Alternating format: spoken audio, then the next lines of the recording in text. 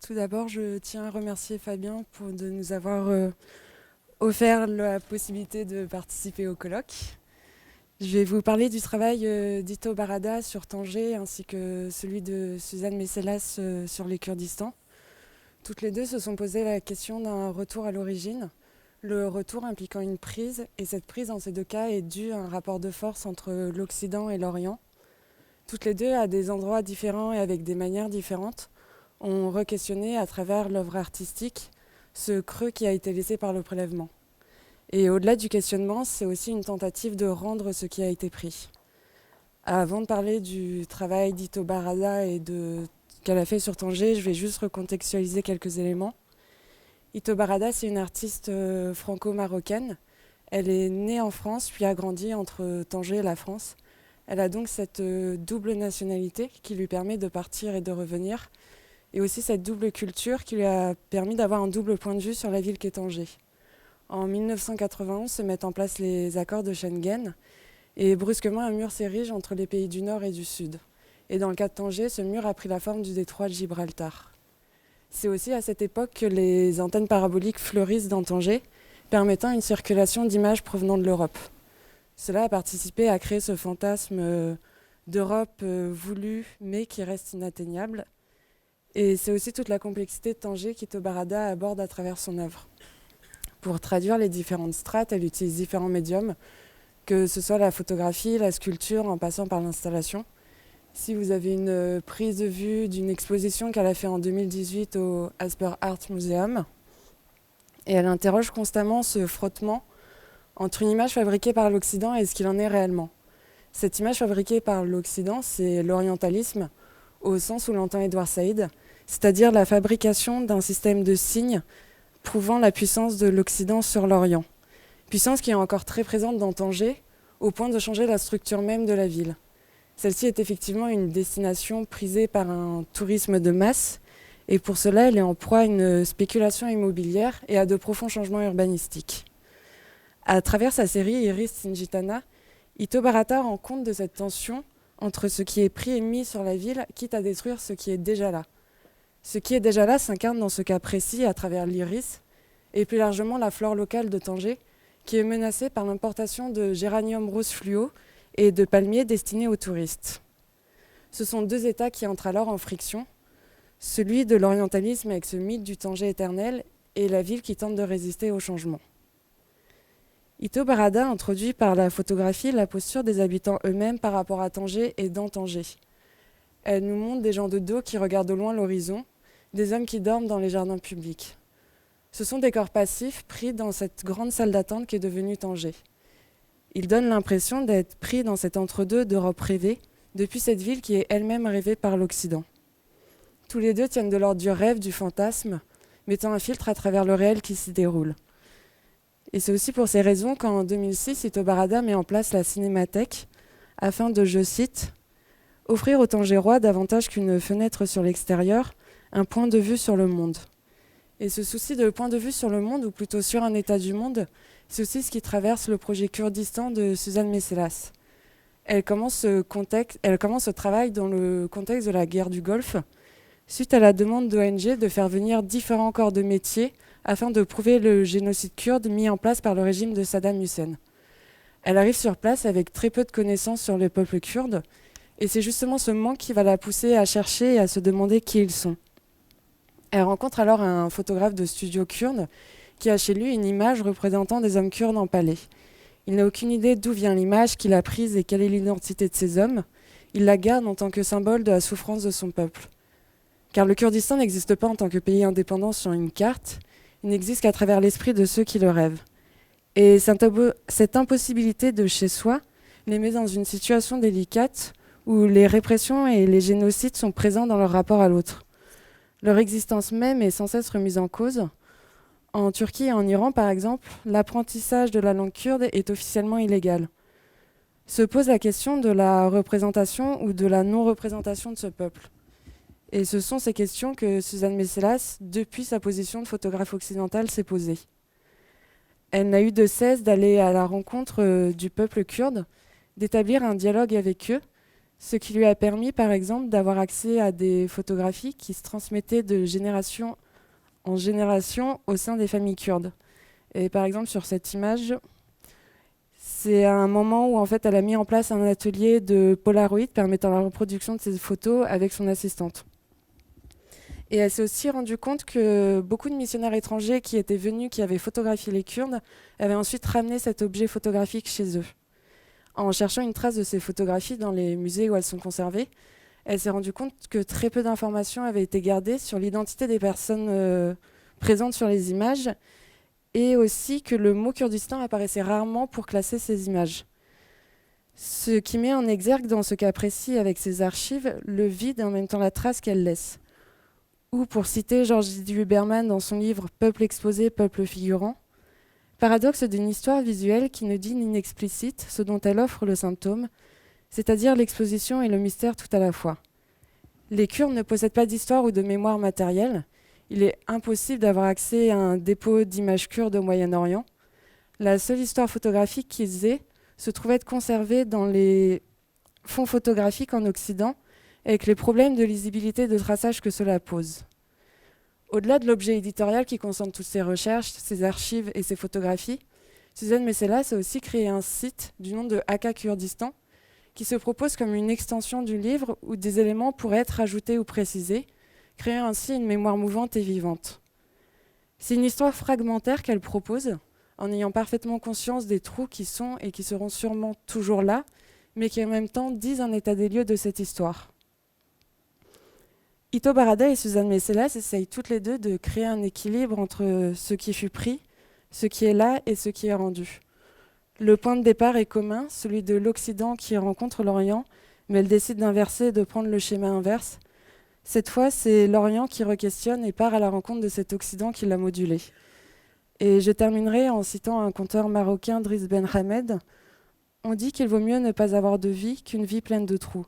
Mais on dit aussi, mieux vaut un sac vide que pas de sac du tout, je ne sais pas. Merci. Bon, je voudrais commencer par remercier Fabien pour l'invitation. Et même si on est tous un peu stressés, ça nous fait très plaisir d'être là. Je vais aussi m'excuser d'avance, je vais devoir lire parce qu'il y a beaucoup de choses que j'aimerais dire en peu de temps. Et comme c'est un sujet qui me passionne, la tentation de dévier est grande. Donc, et aussi parce que j'ai construit quelque chose d'un peu particulier, je vais aborder plusieurs auteurs en peu de temps. Je vais tenir un propos à une échelle assez large, en courant le risque quelquefois d'être un peu imprécis. Mais c'est un risque que je veux assumer pour essayer de dégager un point de vue singulier. Je voudrais montrer comment le sentiment esthétique nous donne un accès au monde qui n'a pas grand-chose à voir avec la connaissance empirique. Ce que je soutiens ici, c'est que ce sentiment esthétique nous ouvre un monde en deçà de toute connaissance. Pour ça, je m'appuierai tantôt sur la phénoménologie, tantôt sur une expérience esthétique. À partir de l'œuvre Blue, Red and Yellow d'Anne Veronica Janssens, nous conduirons une réflexion tendant à montrer comment une expérience esthétique peut dialoguer avec la phénoménologie. Ainsi, nous nous appuierons sur la description de ce pavillon immersif de l'artiste belge présenté la première fois à la New National Gallery à Berlin en 2001 pour montrer comment cette œuvre met à l'épreuve notre vision naturaliste du monde et nous fait suspendre un instant notre jugement sur ce que nous croyons acquis au sujet du temps, de l'espace et de notre corps. Vous avez compris, la difficulté ici sera double. 1. Parler de la phénoménologie. 2. Parler de la phénoménologie depuis l'expérience d'une installation immersive en essayant de restituer et d'écrire un sentiment esthétique. Je développerai mon propos en 3 points. Point 1, phénoménologie. Comme je sais que le terme phénoménologie n'est pas clair pour tout le monde, je voudrais commencer par une brève introduction de ce que c'est que l'approche phénoménologique. Je pourrais partir de l'adage assez connu, retour aux choses mêmes, de Husserl, mais il faudrait alors définir longuement ce qu'est une chose. Et comme on a peu de temps, nous partirons d'une définition que je trouve assez belle et précise, celle de Michel Bitbol. chercheur en philosophie des sciences, directeur de recherche au CNRS, aux archives Husserl, École nationale supérieure. Pour lui, la phénoménologie n'est ni une doctrine, ni une discipline au sens traditionnel du terme. C'est plutôt une attitude, une manière d'être qui consiste à suspendre le jugement sur tout ce qu'on croyait acquis, aussi bien dans les sciences que dans le monde quotidien, et d'en revenir à l'évidence ultime, qui est simplement ceci. Quelque chose se donne, quelque chose se présente, quelque chose se manifeste. Qu'est-ce que ça veut dire? Eh bien, indépendamment de nos systèmes de croyances, de nos représentations, qui sont bien évidemment hétérogènes, il y a une chose qu'on partage tous en tant qu'être humain. Avant toute catégorisation, toute rationalisation, la seule certitude, c'est qu'il y a du manifeste. Autrement dit, que le monde se donne à nous. C'est très faible comme certitude. Husserl, le père de la phénoménologie, affirme dans les méditations cartésiennes que l'ultime évidence est celle de l'expérience vécue à la première personne. Mais ça ne s'arrête pas là.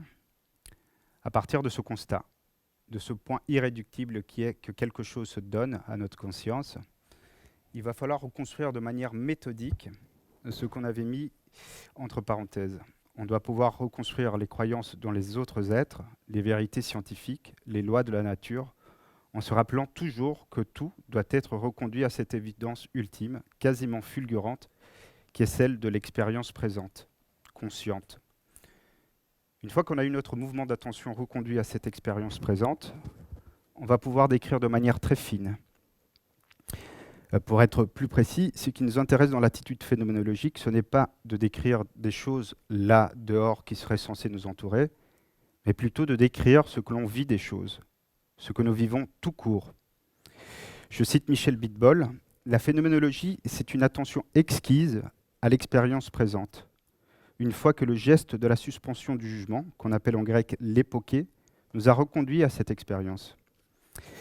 La phénoménologie nous rappelle que si l'expérience à la première personne ou l'expérience consciente n'est pas à proprement parler un quelque chose que la science peut saisir comme objet, elle n'est pas pour autant un rien, un faux semblant, une illusion. Pourquoi l'expérience consciente n'est pas un rien? Parce qu'elle est tout pour nous. Nous serions bien en peine de désigner une perception, une pensée, un objet ou un jugement de valeur qui serait en dehors de notre expérience consciente.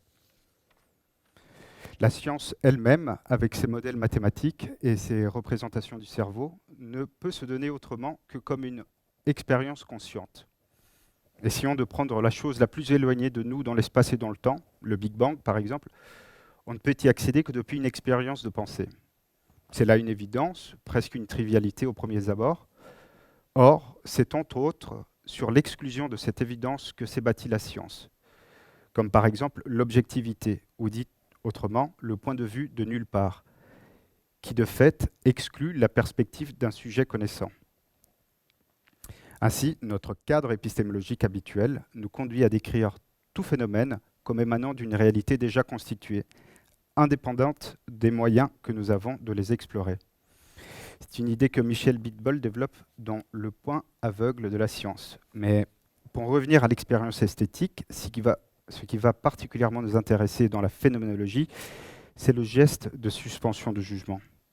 Le saut qu'on va effectuer entre l'attitude naturelle et l'attitude phénoménologique. Et pour arriver à l'expérience esthétique, je vais mettre une vue de l'œuvre. Attendez, c'est passé là.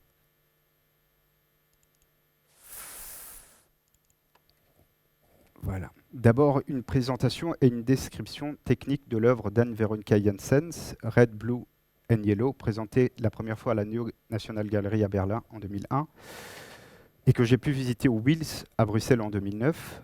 Comme vous pouvez voir sur les images, il s'agit d'un pavillon immersif à l'intérieur duquel il y a de la fumée artificielle.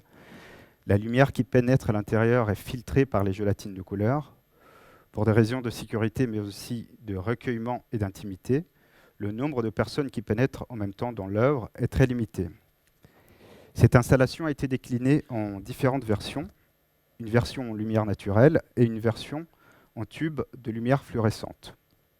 Ça dépend si la pièce est placée à l'intérieur ou à l'extérieur. Mais indépendamment de l'origine de la source de lumière, je dirais que les deux éléments importants de l'œuvre sont l'espace et la couleur. À l'intérieur, on ne voit pas à plus de quelques centimètres autour de soi. On est donc sommé de prendre son temps, de ralentir, de décélérer. La fumée fait que notre corps se fond dans l'espace, évoquant un sentiment d'infinité. La séparation entre notre corps et l'œuvre ne paraît plus aussi nette. L'espace explose. En se déplaçant dans l'œuvre, la couleur évolue, la couleur déborde de partout, ou plutôt, devrais-je dire, on déborde de couleurs. C'est donc avec une certaine économie de moyens que l'artiste belge nous invite à plonger à l'intérieur du tableau, dans la couleur elle-même. Et c'est à partir d'ici que l'œuvre nous fait opérer un changement de perspective. On ne se demande plus ce que nous percevons, mais plutôt comment nous percevons.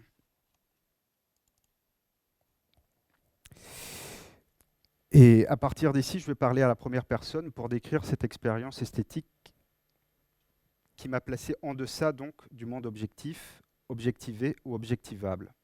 Ainsi, dans cet épais brouillard, j'ai dû ralentir. Et ce ralentissement physique s'accompagnait d'un apaisement de la pensée.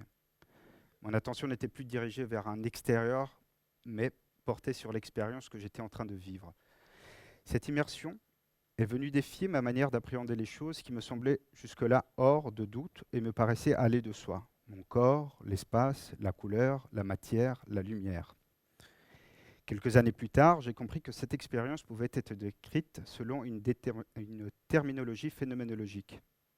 Ainsi, cette expérience esthétique m'a conduit à la suspension de mon jugement, ou à ce qu'on appelle en phénoménologie, à une époquée. À l'intérieur de l'œuvre, j'étais amené à suspendre un certain activisme de la pensée, toujours tenté de convoquer toute chose à travers des lois objectivantes. Ici, activisme est à entendre en tant que volontarisme, c'est-à-dire en un sens cartésien, à cette volonté de façonner, maîtriser et saisir le monde. Cette parenthèse m'a offert l'occasion de m'appesantir sur cette nappe d'expérience brute qu'Husserl appelle le monde de la vie. En me plaçant là, pleinement et sereinement sur le sol du monde sensible, tel qu'il est dans notre vie, pour notre corps, j'ai constaté tout d'abord que ce corps que j'appelle mien n'est pas cette machine à information, cet entrelac de chair et d'organes, comme dirait Merleau-Ponty. J'ai pu accéder à une sorte de laisser-être qui s'apparente à une plus grande disponibilité à l'endroit de la donation du monde. On rejoint le monde non pas par la théorie, mais par le sensible, l'instinct, l'intuition, par le biais de ce corps à la fois voyant et visible, touchant et touché. Point 3. En guise de conclusion, je voulais juste souligner la dimension politique de l'attitude phénoménologique. Il s'agit d'abord de rappeler que la phénoménologie ne consiste pas en un geste solipsiste, c'est-à-dire penser que sa conscience propre est l'unique réalité et que les autres consciences, le monde extérieur, ne seraient que des représentations. Non, au contraire, la phénoménologie nous rappelle que nous avons en commun beaucoup de choses. Enfin, qu'elle se rapporte à des objets esthétiques ou à notre expérience du monde en général, cette suspension nous projette dans une forme originaire et radicale d'intimité, et cette proximité originaire est étrangère à l'ordre même de la distance, et qui nous montre que ce qui nous est le plus propre n'est pas nécessairement coupé du monde. Cette mise entre parenthèses permet finalement de questionner l'ordre établi, en montrant que notre manière d'organiser la réalité, c'est-à-dire d'organiser politiquement les êtres, leurs catégories et leurs valeurs, que ces catégories peuvent être radicalement différentes. Merci. Bonjour à toutes et à tous.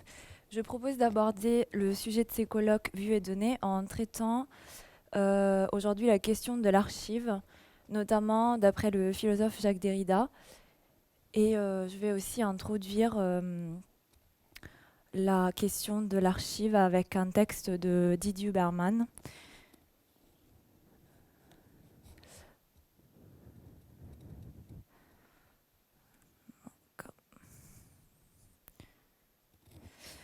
Donc Didier Huberman qui publie en 2003 cet ouvrage, Images malgré tout, aux éditions Minuit.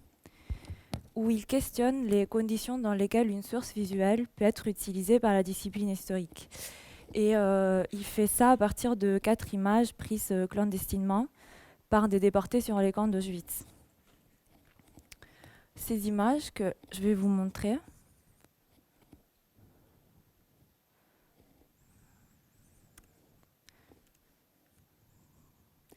Oh, désolée.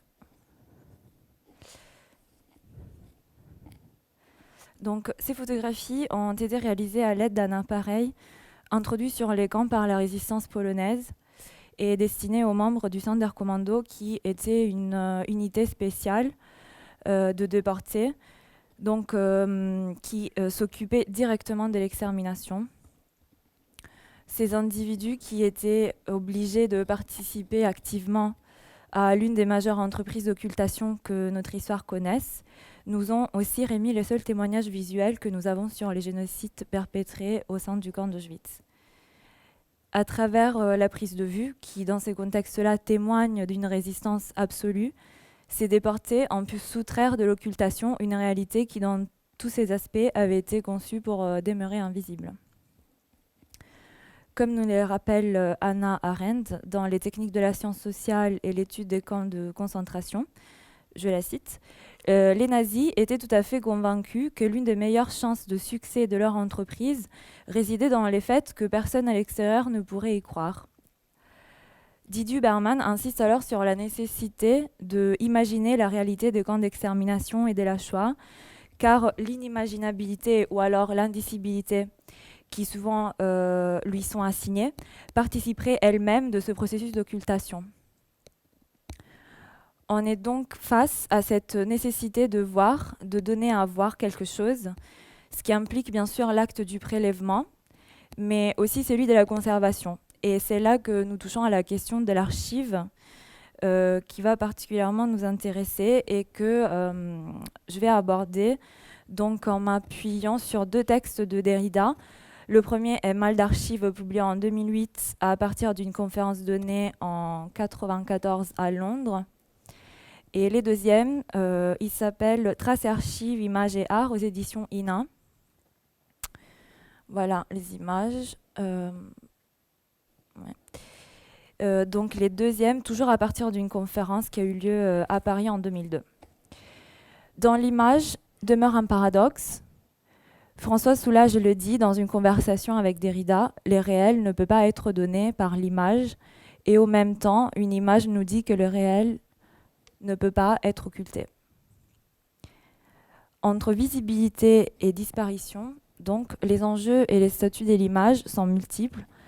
On n'aura pas les temps aujourd'hui d'approfondir toutes ces questions, mais ce qui nous intéresse, c'est cette ambiguïté propre à l'image qui va aussi nous aider à mieux comprendre les discours que Derrida développe autour de l'archive, où cette ambiguïté joue un rôle fondamental qu'on va voir.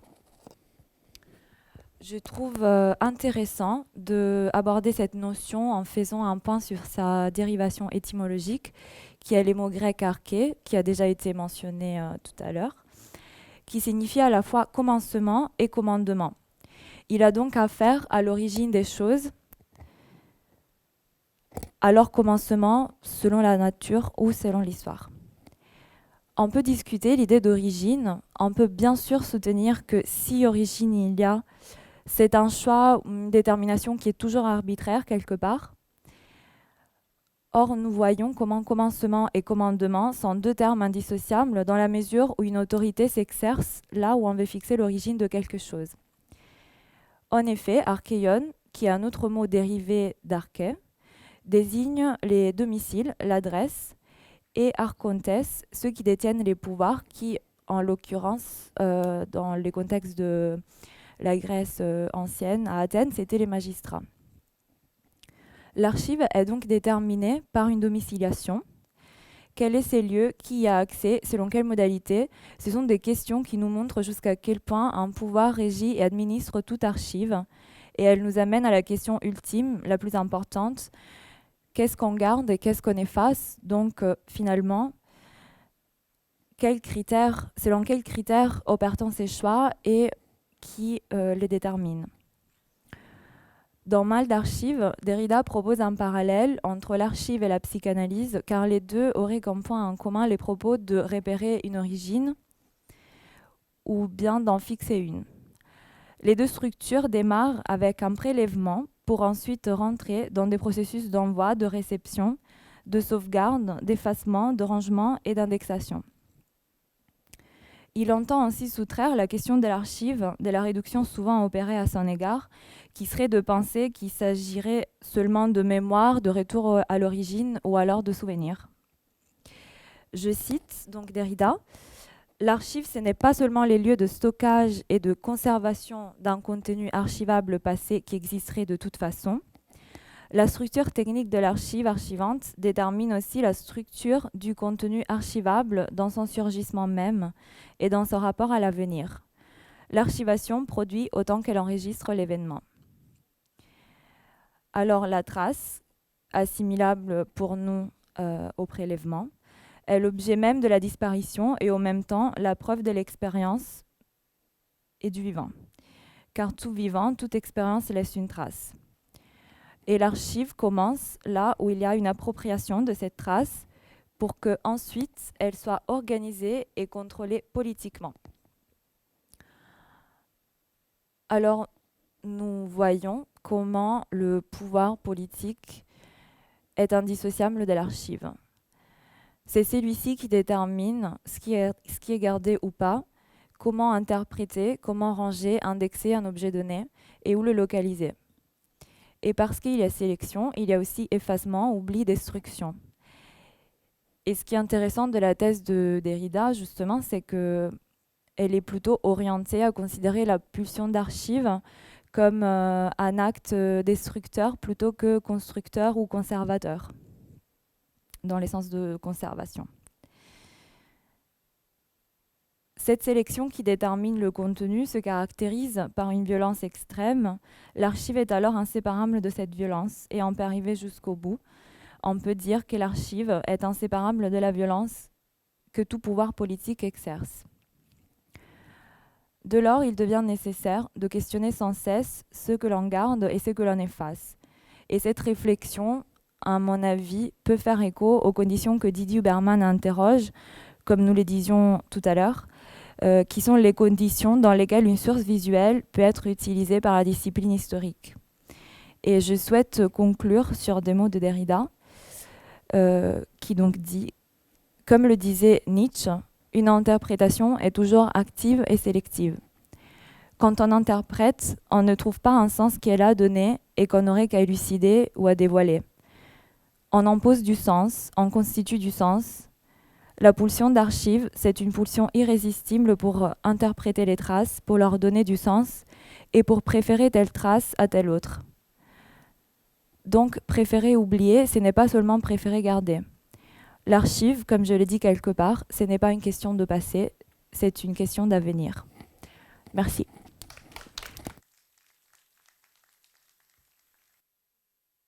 Merci Fabien de nous donner la parole. Mieux vaut un instant de vie véritable que des années vécues dans un silence de mort. Bakounine.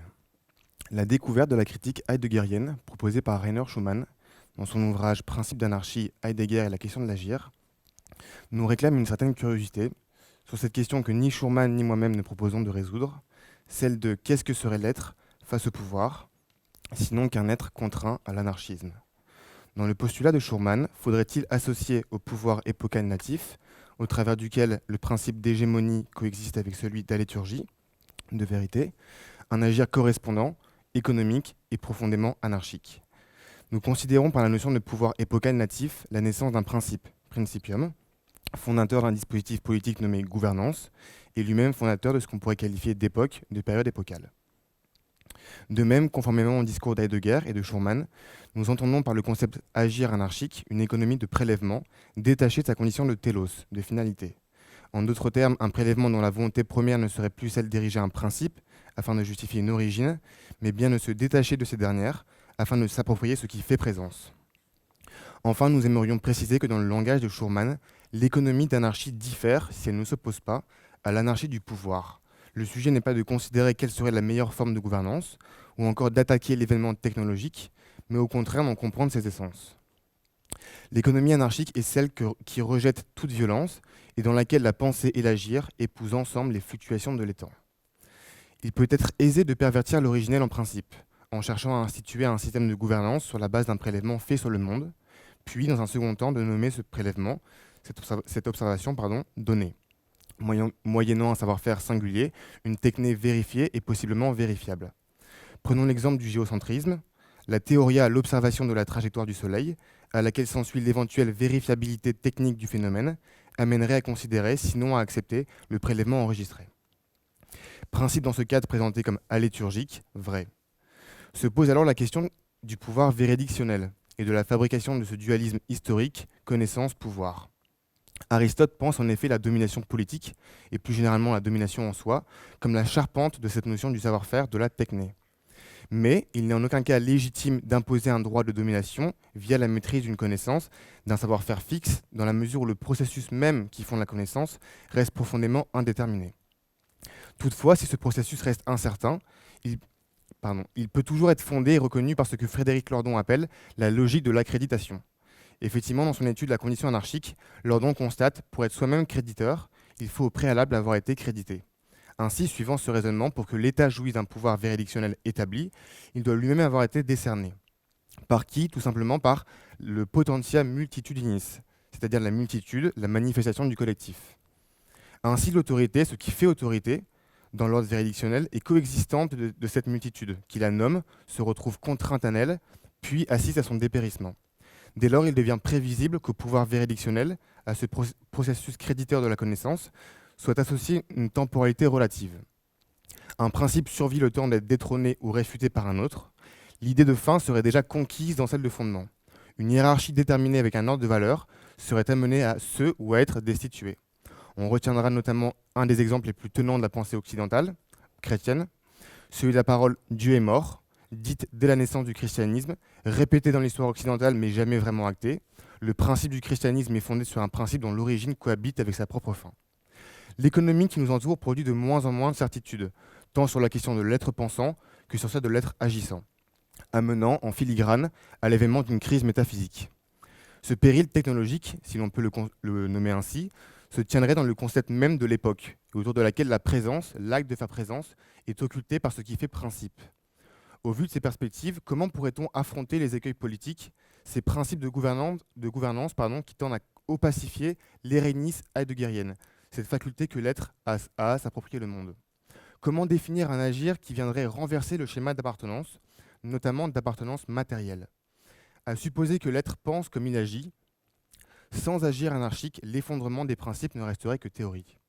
En référence donc aux propos de Schurman, comprendre la question de l'agir au sens du prélèvement, de cette appropriation, puis annoncer les modalités d'un agir anarchique, ce serait en quelque sorte le déconstruire, le percevoir autrement. Comment? Tout d'abord en se désengageant de l'approche exclusivement occidentale, visant à placer l'homme au centre de toute chose, en tant que mesure de tout étant, et même de toutes des mesures. Pour reprendre la description fidèle de Lévi-Strauss, l'homme a été l'insupportable enfant gâté qui a trop longtemps occupé la scène philosophique et empêché tout travail sérieux en réclamant une attention exclusive.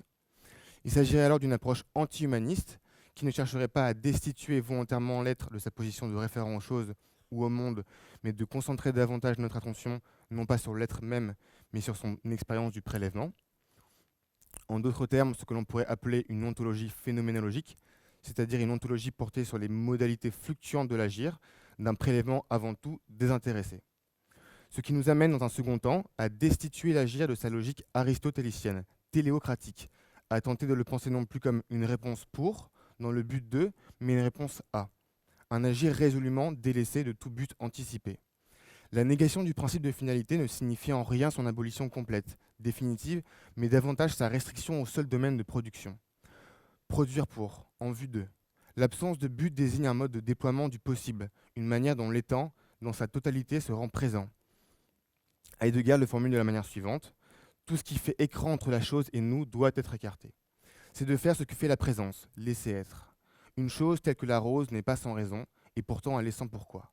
Maître Eckhart l'avait déjà dit de l'agir, à celui qui demanderait à un homme véritable qui agit à partir de son propre fond, avec un D, pourquoi opères-tu tes œuvres? Pour répondre justement, celui-ci ne devrait pas répondre autre chose que « je l'ai fait parce que je l'ai fait ».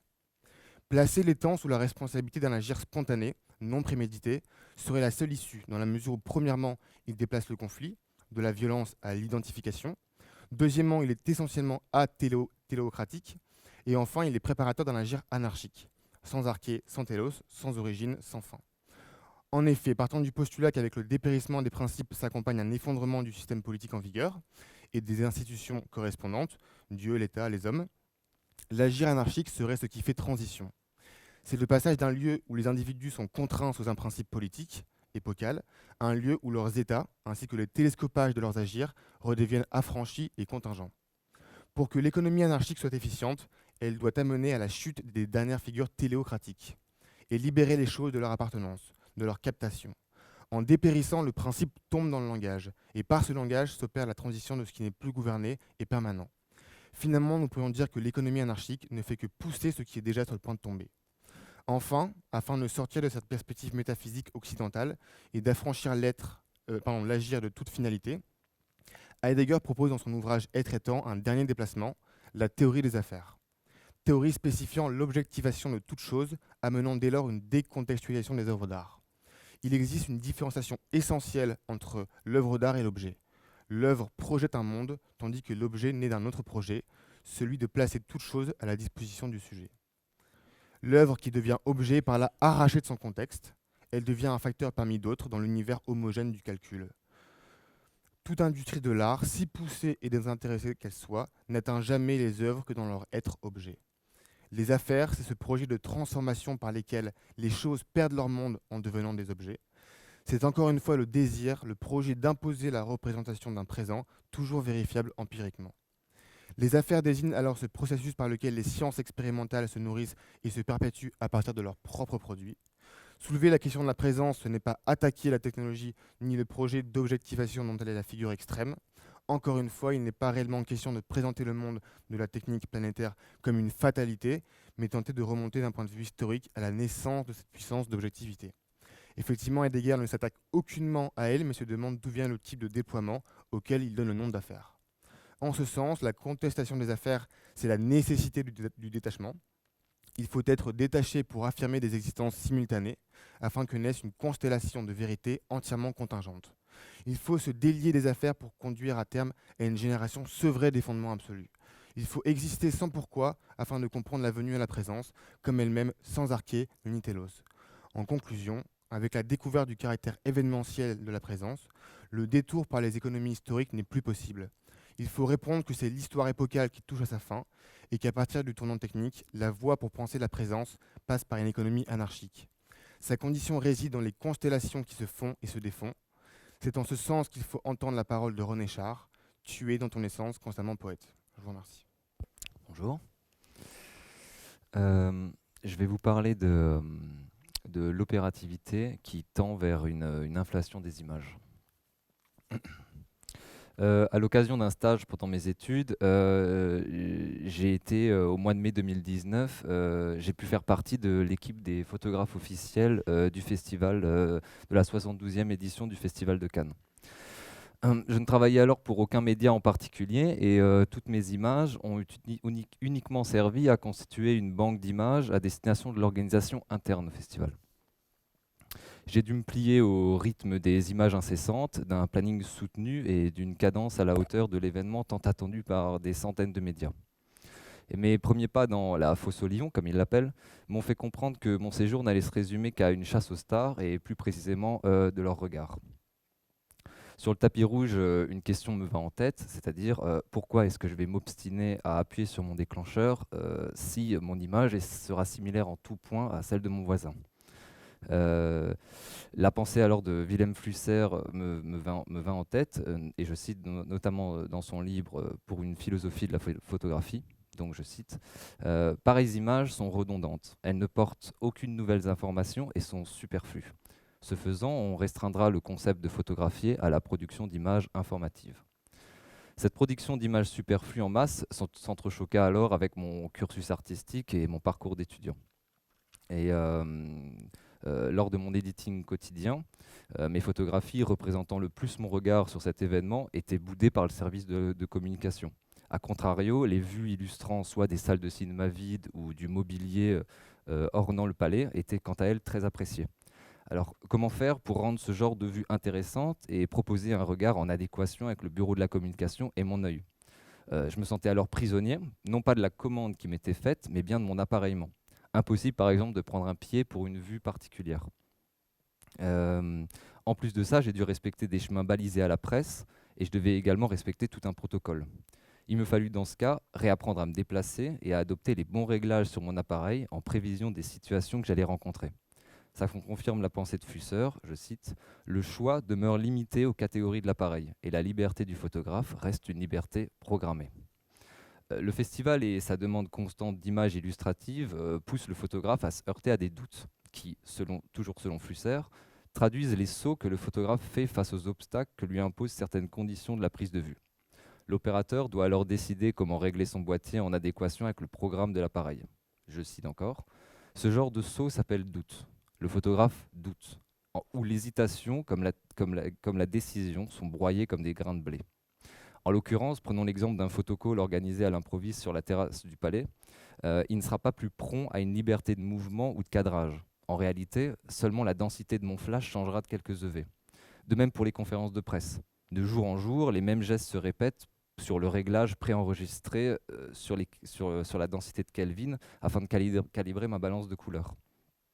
Ici, la liberté photographique n'existe plus, mais le cadrage, lui, reste le même, c'est-à-dire qu'il est standardisé. Comme le dit Flusser, je doute constamment de cette situation, respectant scrupuleusement le programme de l'appareil où mes hésitations techniques et mes décisions artistiques sont donc annihilées. Je cite encore Flusser, « De nos jours, tout événement a pour but l'écran de télévision, l'écran de cinéma, la photo, afin de pouvoir se traduire en état de choses. Afin d'exister, les images de Starlet de la veille étaient projetées sur différents écrans. L'événement que j'avais photographié il y a quelques heures n'obtenait donc une valeur que s'il était montré. Je revenais alors à l'essence même de la raison de mon embauche, c'est-à-dire montrer pour informer. » Toujours Flusser, il souligne dans son analyse du photographe opérateur, je le recite encore, « L'opérateur n'entend pas transformer le monde, il recherche des informations. » Donc mes doutes n'influençaient en définitive que lors du moment de la prise de vue et n'avaient donc aucune incidence sur le résultat de ma production iconique. L'accident technique, parfois involontaire, participait activement à l'authenticité de mes clichés et aspirait à une homogénéisation de la production totale des images produites par mes collègues et moi-même durant le festival. Donc reprenons l'exemple de la conférence de presse. Sachant qu'il y en avait 2 par jour, je pouvais aisément comparer les clichés à la fin de la journée lors de mon editing. Toutes ces photographies étaient identiques et seule la star présente ce jour-là pouvait changer la teneur de l'image. Techniquement, les photographies n'avaient de différence que leurs échelles de plan et qui variaient d'une conférence à l'autre.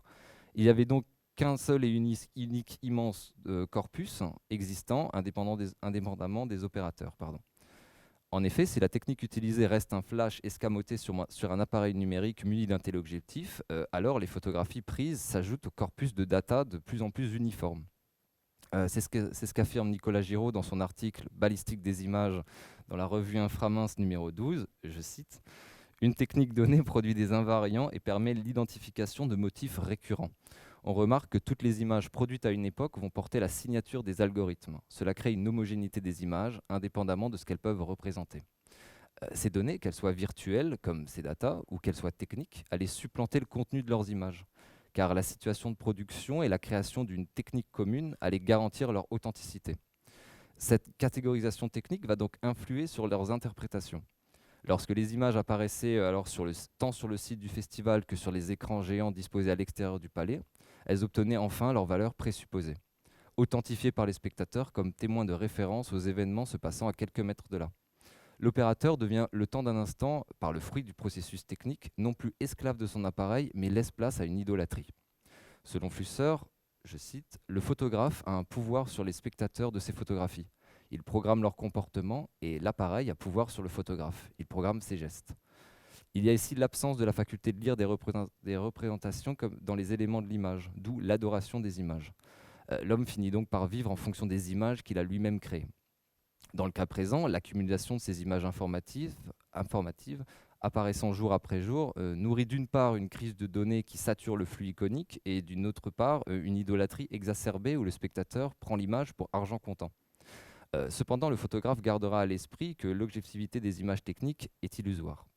Il me faut dans le cas présent mimer un appareillement suffisamment signifiant pour que mes photographies se garantissent d'une authenticité, d'une probabilité qui correspond à l'actuelle définition d'une image valable au sein de la commande photographique. Celle-ci sera alors diffusée et se mêlera dans le corpus ainsi créé et s'authentifiera toute seule comme étant une bonne image. Pour citer encore une fois Nicolas Giraud dans son article « Dans le décor, l'image comme fausse monnaie » dans la revue Inframince 14, avec l'inflation des images, ce n'est évidemment plus le contenu, mais la circulation qui permet d'attribuer temporairement une valeur à l'image. Comme dans une pyramide de Ponzi, cette valeur est artificielle. Seul le succès d'une poignée d'acteurs sert de caution illusoire à ceux qui espèrent tirer eux aussi un bénéfice. Cela dit, l'espoir d'une photographie de commande existe toujours. Par exemple, le photographe suisse Hugues de Wustenberger couvrit le festival en 1994 pour l'agence Vue et il s'est illustré par sa prise de liberté. En s'emparant de son statut d'auteur-photographe dans une série où, utilisant un moyen format 6:6, il s'extirpe de la pression des images à l'heure où l'économie iconique des photographes de presse s'accélérait encore d'un cran. Nous pouvons en déduire que l'image est en perpétuelle invention, quant à la volonté de son auteur d'adopter une liberté par rapport au programme de son appareil et de l'homogénéité technique qui l'entoure. Le festival organisa un prix quotidien qui a récompensé par une publication sur le site officiel les 3 meilleures photographies artistiques. Ces dernières étaient sélectionnées par un jury composé de critiques et de journalistes spécialisés. Il n'en fallut pas plus pour mon collègue et à moi-même pour y participer activement. Il en résulta des situations cocasses qui nous firent remporter ce prix parfois plusieurs jours d'affilée. Il ne fut pas difficile, en contrecarrant cette homogénéité idolâtre, de standardiser nos propres images artistiques. Le même schéma se répéta ainsi dans une voie qui s'éloigne de la photographie de commande et qui nous permit de concocter notre propre recette de l'image attendue.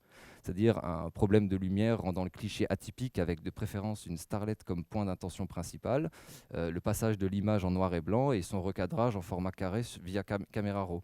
Et le tour était joué. Il existe donc toujours un espoir de liberté pour les photographes conscients des notions évoquées. Le photographe n'a pas besoin de liberté infinie. Le programme de l'appareil le renferme déjà celle qui est nécessaire. La valeur d'une image reste artificielle. Elle est inévitablement amplifiée par sa circulation. Si l'artiste, quant à lui, ne tombe pas dans l'idolâtrie des images qui l'entourent, il peut rester maître de sa production en observant les techniques de protection iconiques actuelles. L'adaptation d'une technique propre à une production n'est pas une fin en soi et le programme de l'appareil, lui, n'empêche pas d'être libre. Merci à vous. Pour ma part, je vais vous parler d'image et d'hétérotopie. L'espace réel est-il dorénavant pensé à partir de l'image ? Comment habiter le monde si notre imaginaire de celui-ci n'est plus qu'une construction de la donnée ?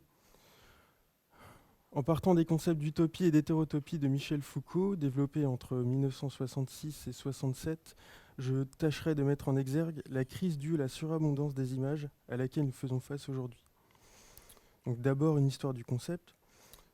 Michel Foucault évoque le terme d'hétérotopie ainsi que son articulation avec l'utopie pour la première fois dans la préface de son essai publié en 1966 intitulé « Les mots et les choses ». Il s'agit d'une rapide évocation car l'hétérotopie n'est pas le sujet alors de cet essai mais plutôt d'une archéologie du savoir occidental. Cependant, on remarque que cette première apparition du duo utopie-hétérotopie se fait en rapport à une interrogation sur l'entrecroisement de l'espace et du langage dans la constitution discursive d'un ordre des choses. La notion d'hétérotopie apparaît donc d'abord pour évoquer la manière dont le langage parvient, dans une certaine mesure, à contrarier l'espace homogène et ordonné du discours.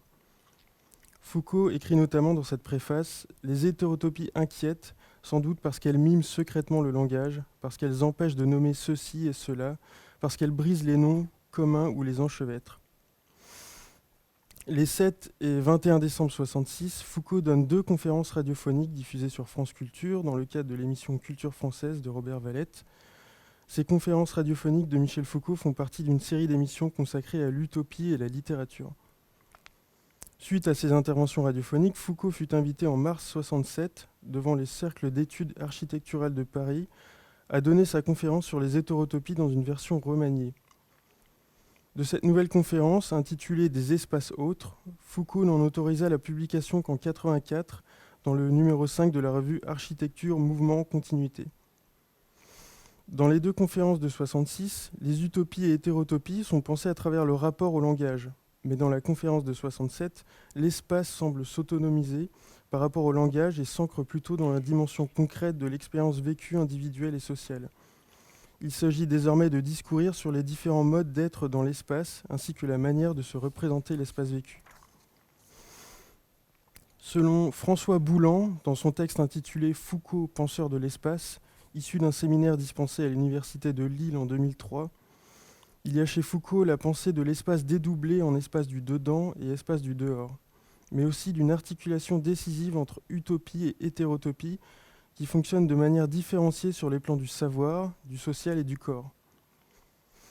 Les utopies n'ont pas de lieu réel, leur réalité prend lieu dans le langage en tant que tel. Il s'agit de mettre en mots ces lieux inexistants. Les utopies sont idéales et donc ordonnées.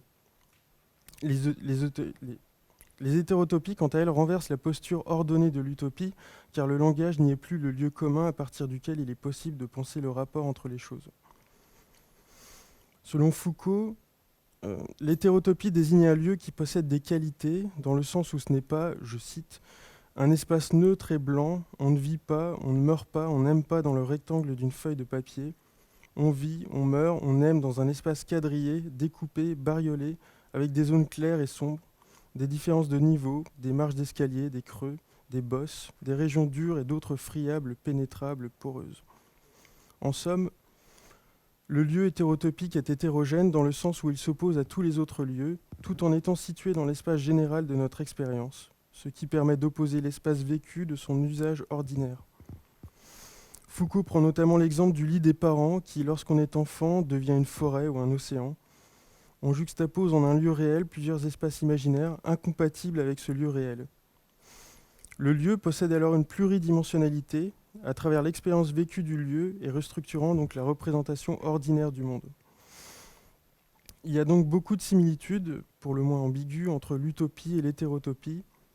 L'utopie est un lieu imaginaire fondé sur des lieux réels dans un rapport analogique pour en créer une version idéalisée, mais qui n'existe nulle part, si ce n'est dans le langage. L'hétérotopie se fonde également dans les lieux réels, cependant, elle ne se dédouble pas en un lieu réel et en un lieu imaginaire idéal situé nulle part, mais se juxtapose au lieu réel. D'une certaine manière, l'hétérotopie utopise la réalité car elle agit dans un rapport décalé et perturbateur au lieu réel. Afin de définir plus précisément la notion d'hétérotopie, Foucault énonce lors de sa conférence de 1967 6 principes la caractérisant. Le 5e principe nous intéresse particulièrement. Je cite, « Les hétérotopies ont toujours un système d'ouverture et des fermetures qui les isolent par rapport à l'espace environnant.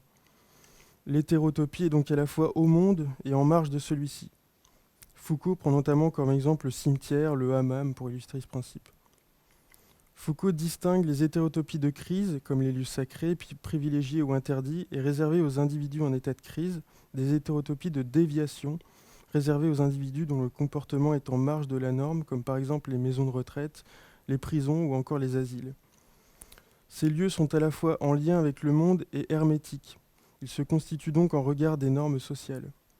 Ainsi, l'expérience individuelle et collective définit le déplacement topologique et démographique. J'ai parlé il y a quelques instants d'une pensée de l'espace dédoublé chez Foucault, un espace qui s'articule entre espace du dedans et espace du dehors. L'espace du dedans est celui du corps, c'est-à-dire l'espace de l'expérience, qu'elle soit spatiale, perceptive, imaginaire ou onirique, tandis que l'espace du dehors est l'espace réel dans lequel le corps se situe. Le corps et l'espace réel s'articulent dans un rapport phénoménologique, le corps se déploie dans l'espace vécu. D'une certaine façon, l'hétérotopie serait un être déployant en l'espace son désir d'utopie. Le corps, mon corps, comme le dit Foucault, n'est pas une utopie en soi. En effet, je ne peux être ailleurs que là où se situe mon corps. Dans ce sens, le corps bloque la relation de l'ici et de l'ailleurs, de l'utopie. Cependant, le corps peut devenir le lieu de l'utopie lorsque, par exemple, il porte un masque, un tatouage, se maquille ou encore joue un personnage dans une pièce de théâtre. Michel Foucault rejoint ici la notion introduite par Merleau-Ponty en 1945 dans Phénoménologie de la perception, énonçant que le corps est un espace multidimensionnel à la fois ouvert et fermé. Foucault insiste sur les moyens de transport comme hétérotopie à l'instar du train. Il dit, je cite, « C'est quelque chose à travers quoi on passe, quelque chose également par quoi on peut passer d'un point à un autre, et puis c'est quelque chose également qui passe. » Le voyage relie des lieux entre eux par l'expérience vécue. L'espace réel, un espace du dehors, dans le sens extérieur à l'espace du corps, est alors un espace vécu d'expérimentation de soi et du social. Ce rapport à l'espace comme une expérimentation du soi et de soi se trouve en contradiction avec les non-lieux de Marc Augé. En effet, dans son essai publié en 92 intitulé « Non-lieux, introduction à une anthropologie de la surmodernité », Marc Augé définit les non-lieux comme des espaces d'anonymat qui accueillent chaque jour des individus plus nombreux, comme par exemple les voies rapides, les gares, les supermarchés, les hôtels. Ce sont des lieux interchangeables où l'expérience de soi se dérobe à nous au profit d'une passivité empreinte de consumérisme.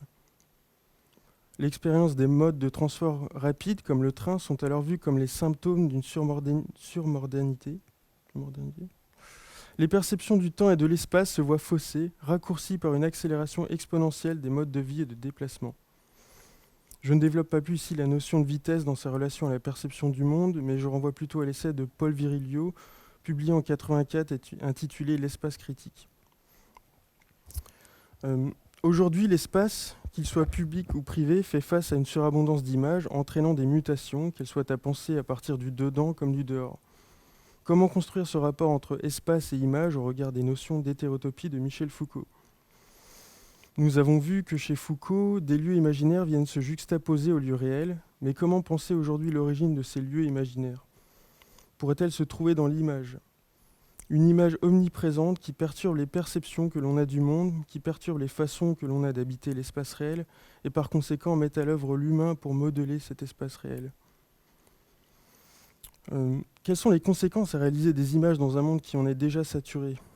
L'image est aujourd'hui passée au régime visuel, selon Régis Debray, dans Vie et mort de l'image, publié en 1995, c'est-à-dire que l'image est considérée comme étant avant tout une perception. L'image a donné à l'homme le pouvoir de s'exprimer en symbole. À ce titre, l'image possède une puissance évocatrice très forte, et aussi à d'autres images, et les publicitaires, journalistes ou encore les artistes s'en servent afin de venir submerger de stimuli visuels l'hominidé que nous sommes. Ces images influencent la manière dont nous percevons le monde, le jeu. L'être vient alors habiter le monde au regard de ces images et du sens qui leur est porté.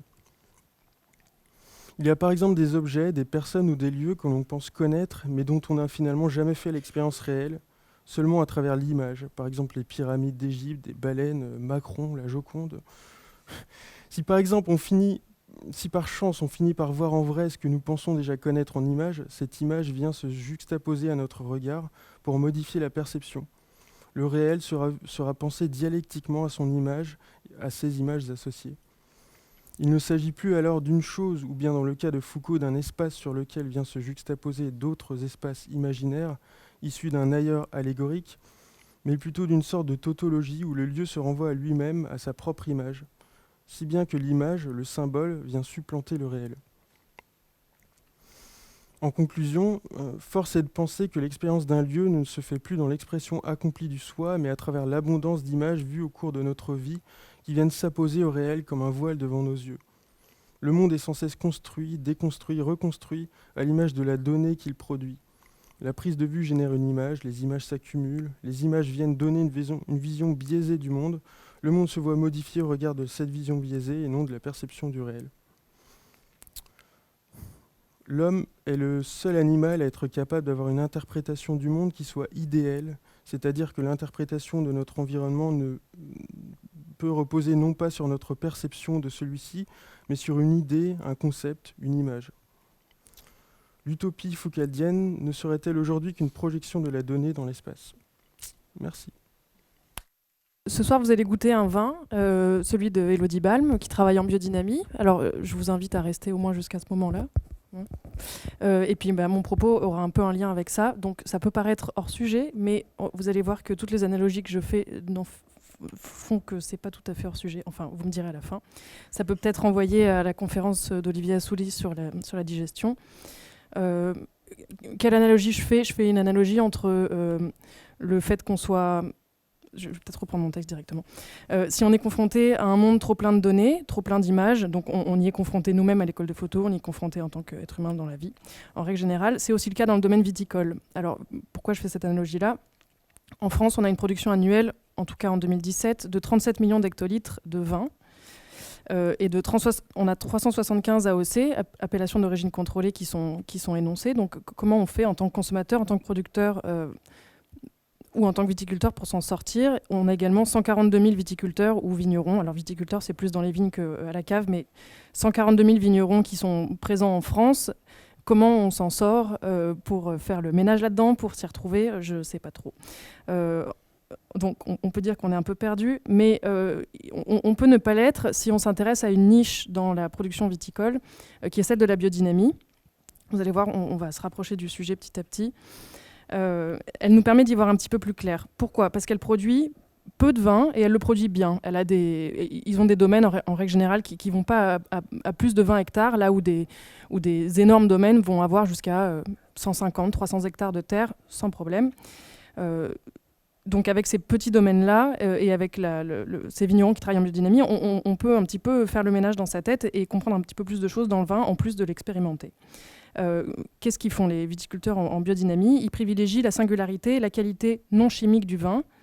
Ils ont commencé en France au début des années 80 en appliquant un cours donné par Rudolf Steiner en 1924 qui s'appelle le cours aux agriculteurs. En réalité, il a commencé en 1920, mais il a fini par écrire son texte en 24.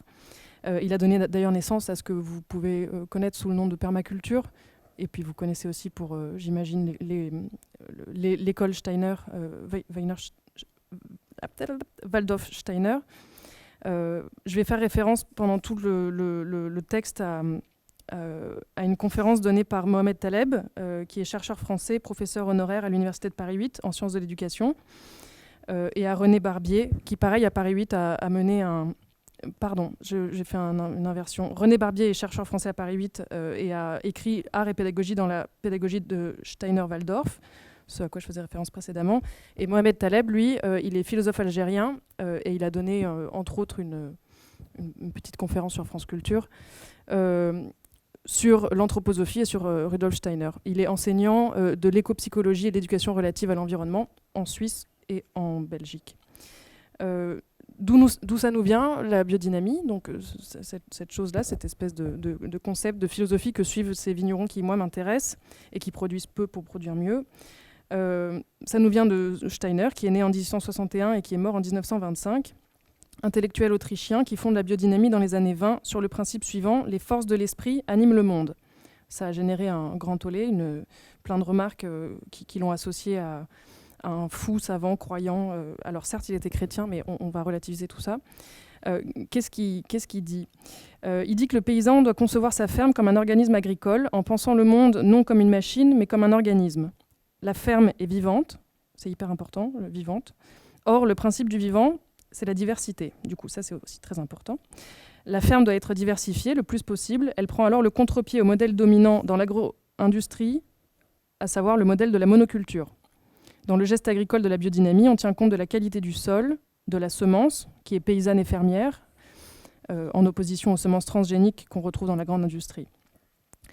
Rudolf Steiner porte un intérêt majeur à la Lune. Il parle d'astrosophie, et non d'astrologie. Il fait référence au ciel réel. Il propose l'usage du calendrier des semis, je ne sais pas si ça vous parle, mais on pourra regarder éventuellement, qui signale le moment adéquat du geste agricole, tenant compte de la Lune, des constellations, des planètes, de la philosophie des 4 éléments, l'eau, la terre, l'air et le feu, qui sont liés aux qualités de l'âme et aux qualités de la terre. Ainsi, le geste agricole est replacé dans le cosmos le plus vaste possible. Il se trouve qu'il a inventé l'anthroposophie, Rudolf Steiner, à la suite de son cours aux agriculteurs, une théorie de la biodynamie qui prend forme dans ce qu'il va nommer l'anthroposophie, qui vient d'anthropos, homme, et de sophie, préoccupation, plus que sagesse de l'homme. Donc une conscience de l'humanité, une conception de l'humain qui accède à la conscience de ce qu'il est véritablement, partie intégrante de la vie universelle et être singulier, porteur d'une spécificité. Donc il applique cette dialectique de l'universalité et du singulier à la médecine, à l'agriculture et à l'éducation. On connaît de manière globale ce qu'il a fait dans l'éducation.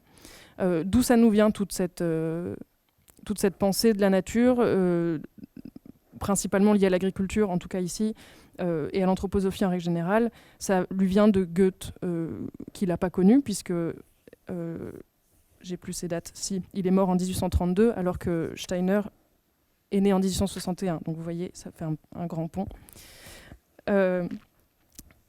Avant de se concentrer sur Goethe, je veux juste vous énoncer le fait qu'il s'est inspiré de la pensée de saint Thomas d'Aquin, il était chrétien, dans une volonté de réconcilier Platon pour la spiritualité qu'il met dans le monde des idées, et Aristote, qui lui veut rester dans le monde concret.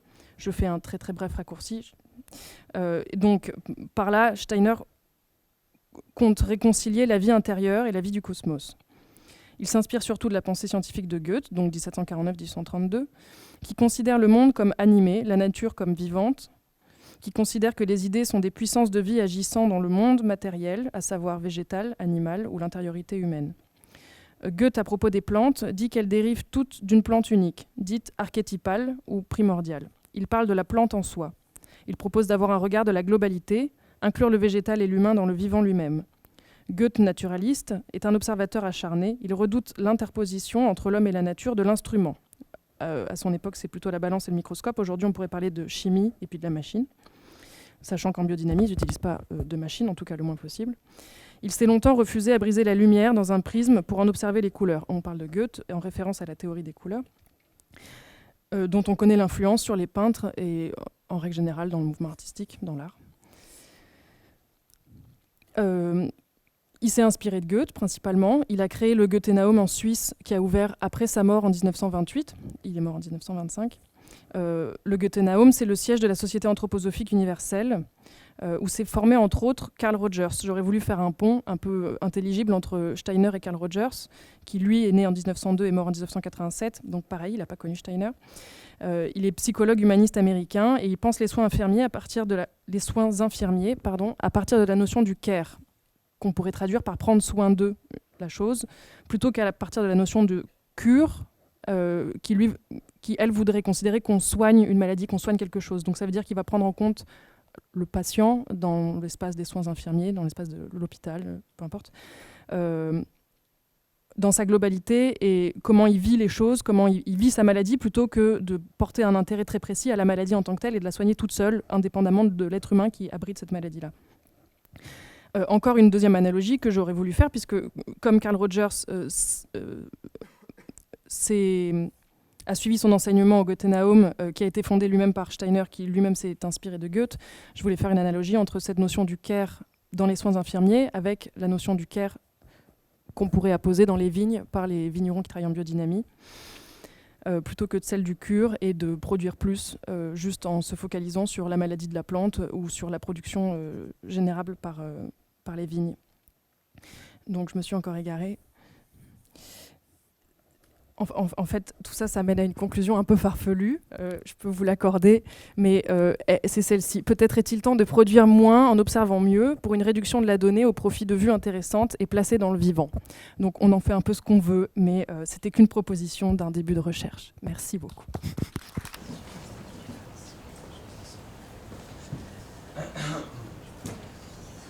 Recoul de Fumas est une commune française située dans le département de la Lozère en région Occitanie. Ses habitants sont appelés les Recoulois selon Wikipédia et selon le site commune.com, ils sont appelés les Recoulins ou les Recoulines.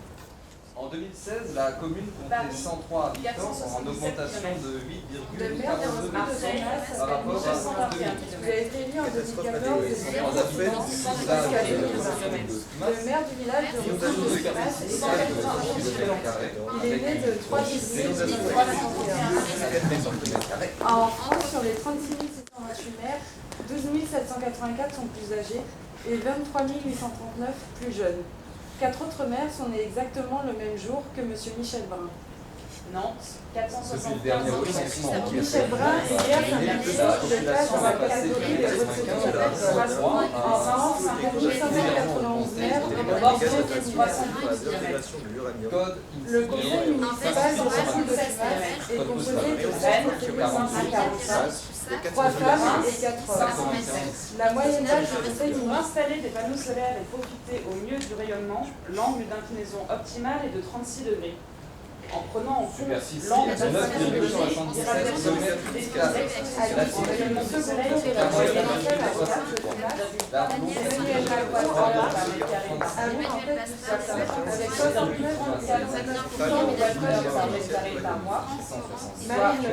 Deux risques majeurs potentiels sont signalés par les services de l'État et peuvent survenir sur le territoire de la commune. Voici la liste de ces derniers. Feu de forêt, rupture de barrage. 1630 Maximum de 1140.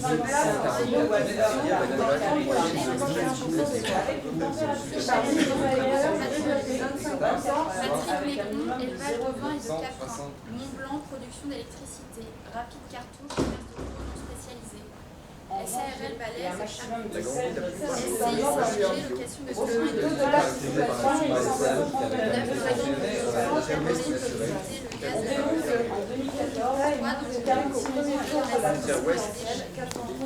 Michel Deshumains, spécialiste du Kir et fidèle de Pétain, s'est éteint le 15 janvier 2015 et serait peut-être enterré à Recoules de Fumasse. Il s'était notamment fait connaître pour avoir, dans une opération commando en 73, enlevé la sécurité du maréchal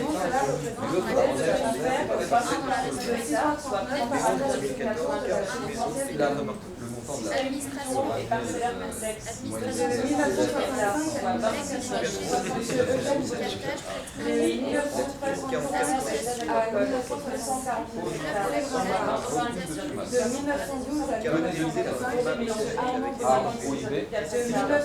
atteinte à l'environnement, différentes familles, 27 débit, boisson, tabac, 3 cartes. Délit lié à la chasse et la pêche, 0 cas. Infraction sur l'immigration, 1 délit. Intérêt de la nation, 0 cas. Proxénétisme, 0 cas. Recel, 6 cas. Trafic et usage de drogue, 144.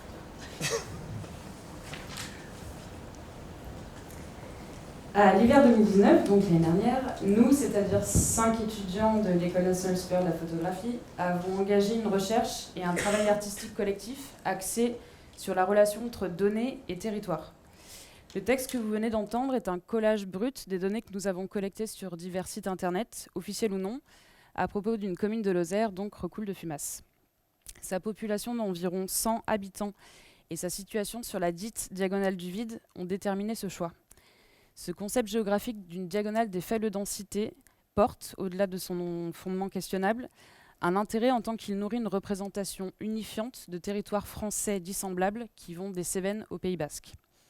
Repris par la DATAR, largement diffusée dans les médias, les discours politiques et les plans d'aménagement du territoire, cette notion a conduit dans les années 2010 à celle d'hyper-ruralité. À la suite de cette première étape de collecte de données et à son partage ici à Arles sous la même forme de mise en voie que celle que vous avez entendue aujourd'hui, nous nous sommes déplacés sur le lieu de cette commune avec l'intention de confronter ce que Stéphane Grumbach désigne comme une sorte de reflet du monde au monde, et donc de faire l'expérience du frottement qui en résulte. Sur le mode de l'enquête et par la mise en place de ce que nous avons aimé nommer des vérifications, nous avons soumis à celles et ceux rencontrés là, qui vivent et travaillent, ce que nous avons réalistement appris et compris du lieu, et fait l'épreuve des écueils d'une représentation générée par la technique et de ce qui, hypothétiquement, ne peut s'extraire du lieu même.